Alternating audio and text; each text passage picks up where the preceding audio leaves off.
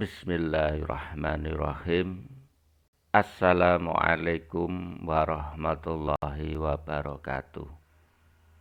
Kepada anak-anakku, siswa-siswi SMA Negeri 1 Pelemahan, alhamdulillah pada kali ini kita masih bisa bertemu kembali secara daring proses pembelajaran PPKN.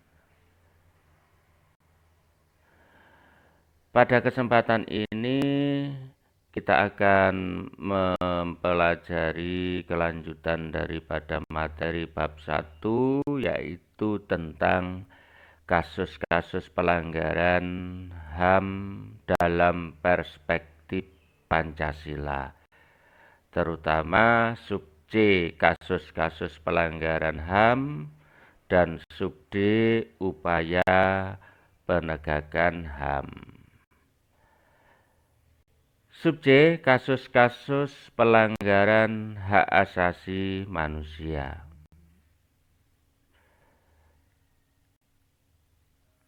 Pelanggaran hak asasi manusia itu ada beberapa faktor yang mempengaruhinya.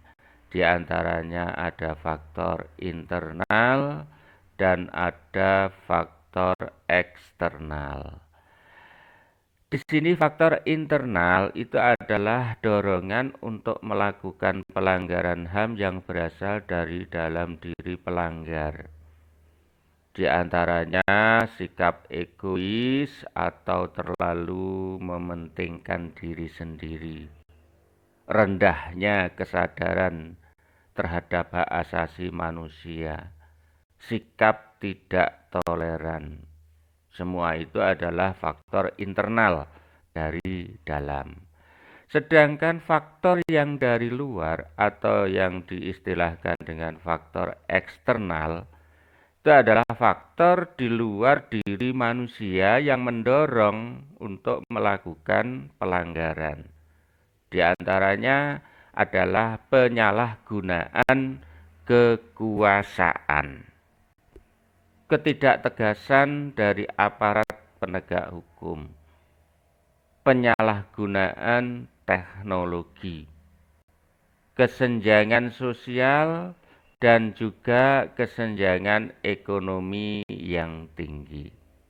Ini yang menjadi faktor dari luar atau faktor eksternal seseorang atau sekelompok itu melakukan pelanggaran HAM.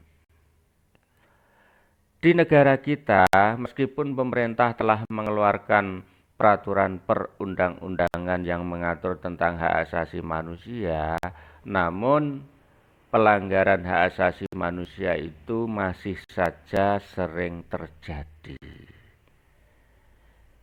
Pelanggaran-pelanggaran tersebut merupakan cerminan telah terjadi kelalaian atas pelaksanaan kewajiban asasi manusia. Padahal sudah jelas di sana setiap hak asasi itu disertai dengan kewajiban asasi. Ada beberapa contoh kasus pelanggaran hak asasi manusia yang pernah terjadi di negara kita. Kerusuhan Tanjung Priok tanggal 12 September 1984. Penyerbuan kantor Partai Demokrasi Indonesia atau PDI tanggal 27 Juli 1996. Penembakan mahasiswa Universitas Trisakti pada tanggal 12 Mei 1998. Tragedi Semanggi pertama pada tanggal 13 November 1998. Penculikan aktivis pada 1997-98. Nah, ini beberapa contoh-contoh pelanggaran hak asasi manusia di negara kita. Ada pula jenis-jenis kasus pelanggaran hak asasi manusia. Kasus pelanggaran hak asasi manusia itu dapat dikategorikan menjadi dua, yaitu kasus pelanggaran HAM biasa dan kasus pelanggaran HAM berat. Kalau pemukulan, penganiayaan, pencemaran nama baik, menghalangi orang untuk mengekspresikan pendapat, itu termasuk kategori pelanggaran HAM biasa. Tetapi kalau pelanggaran HAM berat, kalau kita lihat di dalam Undang-Undang Nomor 26 Tahun 2000 tentang Pengadilan HAM, yang termasuk pelanggaran HAM berat diantaranya adalah kejahatan genosida. Jadi kejahatan genosida, setiap perbuatan yang dilakukan dengan maksud untuk menghancurkan atau memusnahkan seluruh atau sebagian kelompok, bangsa, ras, etnis, agama, dan sebagainya. Ini adalah kejahatan berat, jadi kejahatan genosida. Kemudian ada lagi kejahatan terhadap kemanusiaan. Jadi salah satu perbuatan yang dilakukan sebagai bagian dari serangan yang meluas atau sistematik. Yang diketahui bahwa serangan tersebut dilakukan secara langsung terhadap penduduk sipil.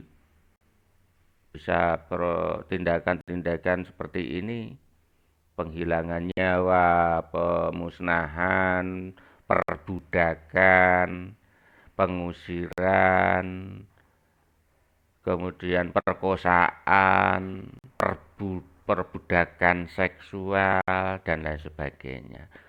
Yang ketiga, yang termasuk kejahatan perang di samping kejahatan genosida dan kejahatan terhadap kemanusiaan juga termasuk yaitu kejahatan perang. Jadi tindak kejahatan atau pelanggaran hukum perang yang dilakukan oleh pihak pribadi yang sedang berperang. Adapun yang termasuk kejahatan perang antara lain penggunaan senjata kimia, senjata pemusnah, senjata biologi, perlakuan secara brutal. Nah, ini. Kemudian juga kategori pelanggaran HAM berat diantaranya adalah agresi. Jadi penyerangan, serangan dari suatu negara kepada negara lain. Pembajakan kapal laut, pembajakan pesawat udara, teroris. Nah, ini. Tadi Pak P sudah katakan contoh-contoh pelanggaran HAM. Nah, ini ada tambahan lagi, di samping ada kasus Tanjung Priok, juga kasus Marsinah, kasus wartawan Bernas, kasus pembunuhan aktivis HAM Munir, kasus orang hilang, tragedi Sri Sakti, kasus HAM Timur Timur pasca jajak pendapat, kasus kekerasan antar warga di Maluku, di Lampung, di Sampit, dan lain sebagainya. Itu di negara kita terjadi pelanggaran HAM. Adapun contoh kasus pelanggaran HAM di dunia internasional, bentuk penjajahan yang terjadi pada masa lalu yang dilakukan oleh negara-negara imperialis. Nah, ini Belanda, Jepang yang menjajahi Indonesia, pembantaian suku atau kaum minoritas. Jadi pembantaian suku Kurdi, pembantaian warga Bosnia, pembantaian ras yang dilakukan oleh Nazi pada masa Hitler, kejahatan perang yang dilakukan oleh suatu rezim atau elit politik yang sedang berkuasa. Kemudian juga penindasan ras kulit hitam di Afrika. Nah, itu kan materi ini dapat berguna dan bermanfaat. dan membawa barokah pada anak-anak semuanya. Sampai bertemu kembali pada pertemuan yang akan datang. Akhirul kalam, wassalamualaikum warahmatullahi wabarakatuh.